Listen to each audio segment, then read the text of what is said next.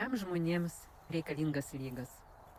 Vieną dieną jaunas žmogus atėjo pas seną išminčių ir paklausė: mokytojau, kodėl žmonės susirga? Kam reikalingas lygas, jeigu visi nori būti sveiki? Išminčių ramiai atsakė: lygas ateina ne tam, kad mus nubaustų, o kad sustabdytų. Kai žmogus per daug dirba, pamiršta poilsį, maitinasi skubėdamas, slopina emocijas, gyvena nuolatinėme strese, kūnas pradeda kalbėti. Iš pradžių tyliai, per nuovargį, nemigą, įtampą, bet jei žmogus neklauso, kūnas ima šaukti per lygą.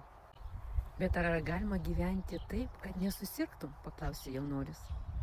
Galima, nusišypsojo mokytojas, bet tam reikia sąmoningai rūpintis savimi, girdėti savo kūną, pailsėti, kai pavargsti, išjausti, kai skauda, valgyti tam, kad maitintum, o ne prisipildytum.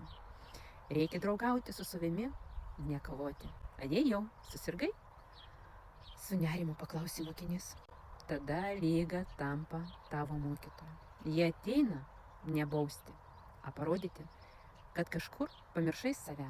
Šios istorijos esmė – prisiminti, kad sveikata prasideda nuo meilės savo. A lyga – tai ne priešas, o kvietimas pasikeisti.